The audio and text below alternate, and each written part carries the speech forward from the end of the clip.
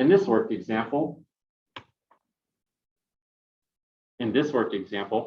we're looking at the question, a ball falls vertically on the horizontal ground and rebounds as shown. The ball has momentum P1 downwards just before hitting the ground. After rebounding, the ball leaves the ground with momentum P2 upwards.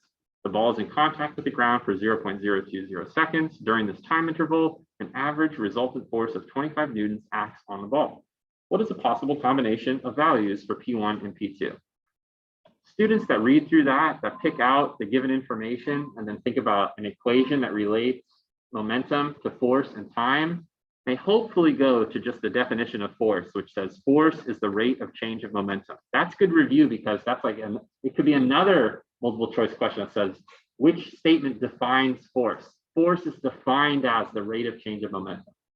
F equals ma is a special case of this when mass is constant. This is a better way to state Newton's second law of motion than F equals ma. To say force is the rate of change of momentum, that's like Newton's second law and the definition of force. When we multiply both sides of this equation by time, we get a quantity on the left side called impulse, and impulse equals the change in momentum. That's called impulse momentum theorem. And it's very broadly applicable and incredibly important law in physics because things will not just change their momentum on their own in this universe. They'll only change their momentum when impulse is delivered to them.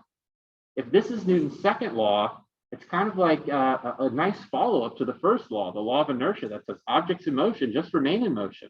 You know, they maintain their current state of motion. They don't change their momentum. They don't speed up or slow down. But if force acts upon them, then they do.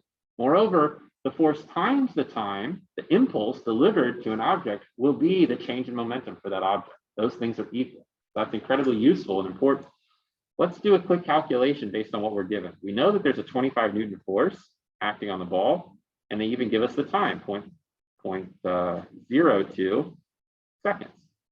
And so the impulse is readily calculable, and therefore the change in momentum has to be equal to that. And so that's sort of a nice way forward if we're sort of bringing form to the answer here with an equation.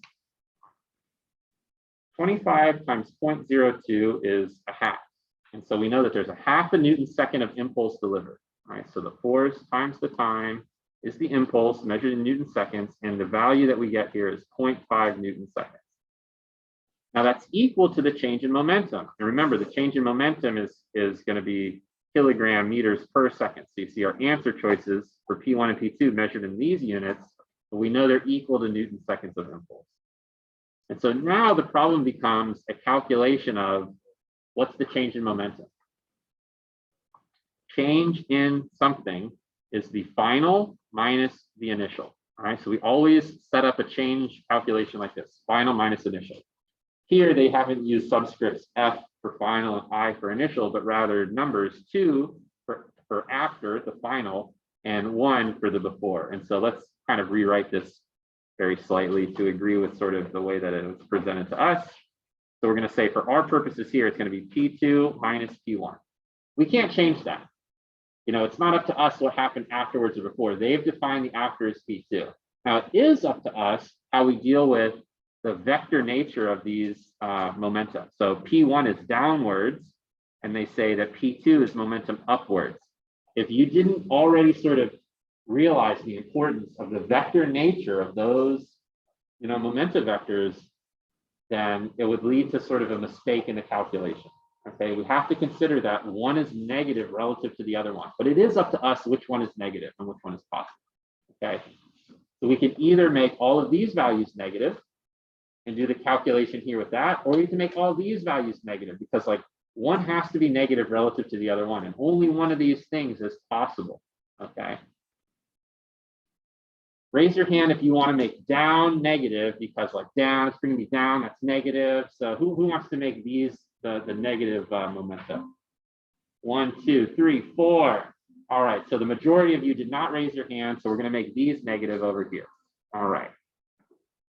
It doesn't matter. It's arbitrary, sort of which direction is positive or negative. So no, I want down to be negative. Well, you can do the calculation that way. You'll get the same answer. Like I said, it won't matter here, but it does matter if you mix up the 1s and the 2s here. Like the 2 has to go first, right? Because it's final minus initial. That's the only way to calculate change.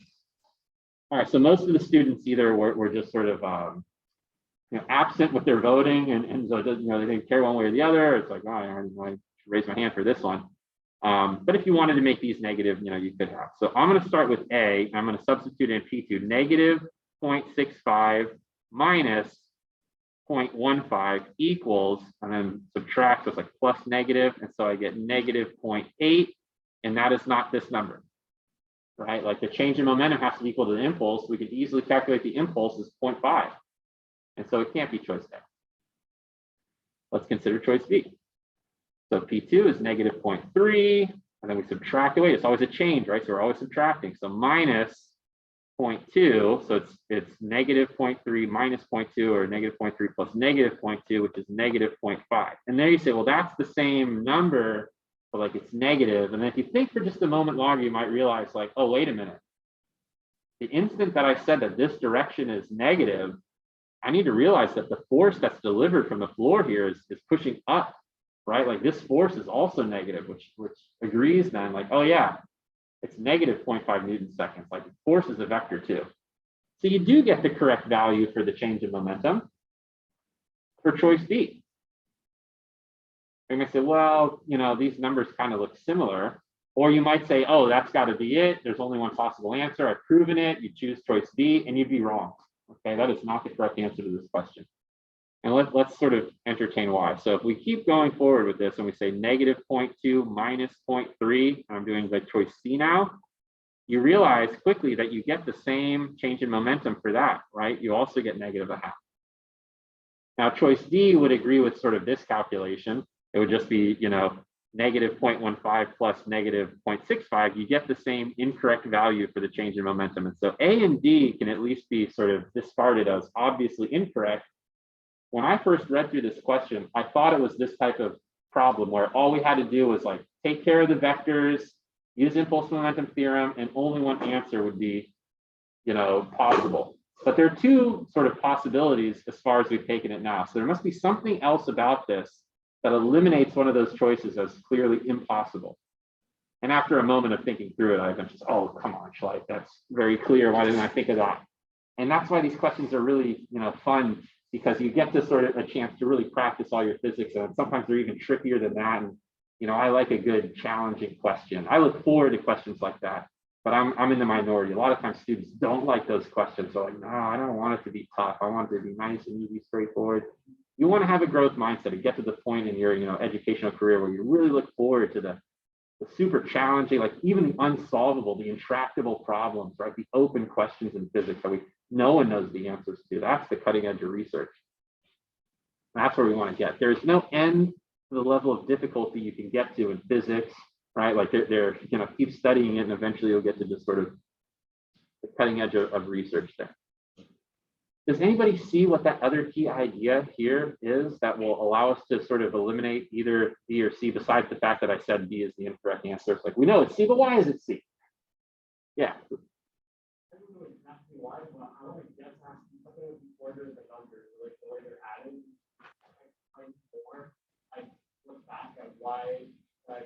0.2 plus negative 0.3 is negative 0.3 plus negative 0.2. Yeah, I think you're focused on like, okay, the signs, the way that we did that. But remember, we decided to make P2 negative. We could do the same calculation and say, well, what if we did sort of agree with the minority of students that wanted to make down negative? Would we get the same answer? And so indeed, we could have made all these negative and kept these positives, and you would just have like, then the force would be negative, but you get the same sort of exact sort of values over here. They just all be positive. Okay, like we could have said, well, let's make this negative and these positive and do the same calculation. Now we can't avoid the fact that like P2 comes first, right? So this one would be 0.3 minus negative 0.2, which is plus positive, and you still get 0.5, right? Likewise here, you'd say P2 is 0.2 minus negative 0.3, and minus negative is plus positive. And so you still have the same sort of ambiguity of, they give you the same 0.5 Newton seconds of impulse for the change in momentum. And that's why I was emphasizing earlier, like it doesn't matter which direction you assign as negative, as long as you're consistent. And the consistency of like the negative sign, like, oh yeah, force is acting up. If that's negative, then we need to make that negative too. So there's something else about that. that disqualifies it.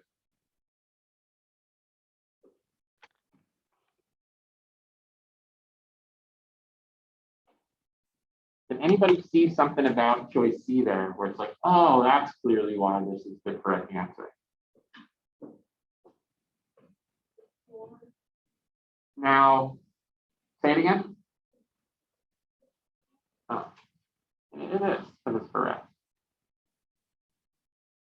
Now, you might be thinking to yourself, and I think viewers on YouTube are going to be thinking this too. Leave it down in the comments below. While you're at it, don't forget to smash that like button. Get on the Dr. Scheich notification squad, subscribe. You're going to be thinking, hey, Dr. Scheich, you told us that there's nothing into which momentum can be converted. Momentum is conserved, always, always. And here you're saying T1 is either 0.2 or 0.3, and then afterwards it's like 0.3 or 0.2. We've gained or lost some momentum there. You told us that the momentum is conserved. And I would say, yeah, I mean, that's true. The momentum in a system is conserved, right? Like there's a system of objects there. There's the basketball, right? But there's also the basketball court, right? Which is why it's tough to consider like the collision, like inelastic or elastic collisions, because the court is basically like an immovable object. But that doesn't mean that we can't impart some momentum into those atoms of basketball court, okay? So that should maybe give you enough of a hint or a clue as to like, oh, this is why C has to be correct, because the initial, the before, right, that basketball has 0.3 units of momentum, okay? Afterwards, it could not gain momentum, like the floor does not push up on the basketball and impart momentum into it. Rather, the basketball loses some of its momentum into the floor. The momentum is conserved in that system, okay? So it should make sense to you now that the magnitude, okay? Remember, the negative sign is just a convention we adopt to deal with direction. The magnitude of this vector has to be such that there is more momentum initially. There's no way that it could hit the floor with this much momentum and leave the floor with this much, okay? Because the floor is not pushing up on it. There's no extra force delivered to it, right? Rather, some of the momentum of this collection of atoms is going to shake the atoms in the floor, make their temperature increase, right? And what is temperature? It's the average kinetic energy. We heat up the floor a little bit when you dribble a basketball on, right? Some of that momentum goes into the floor. So indeed, momentum is conserved in the system, but it's lost in the basketball. And so only choice C agrees with that. The calculation is correct. And it is kind of like the orders kind of matters there, where we need more momentum initially. This is impossible to have more momentum afterwards than to hit the floor with, unless the floor is accelerating up into the basketball or something like that. Okay.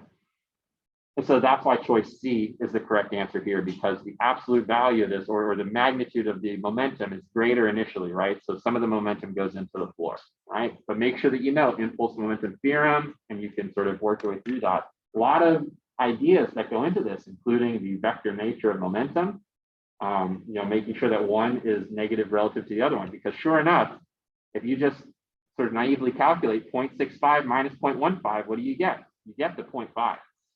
See how these numbers work if you don't, make them negative relative to the other one. If you do the math correctly, if you do the difference calculation correctly, you can easily disprove A and D. If you're not mindful of it, if candidates that aren't mindful of the vector nature of this may incorrectly choose choice A or D, right? Because it does sort of the difference of 0.65 and 0.5 does give you 0.5. But you have to make one of them negative relative to the other one to get so like this, like that. If these numbers work right, that's the change in momentum, which means that either the 25 or the 0.02 would be wrong. Like if that really is the change in momentum, then it couldn't be that impulse. Why? Because impulse equals the change in momentum. That's a fundamental theorem of physics. And this has been another work example with Dr. Scheich. We'll see you next time.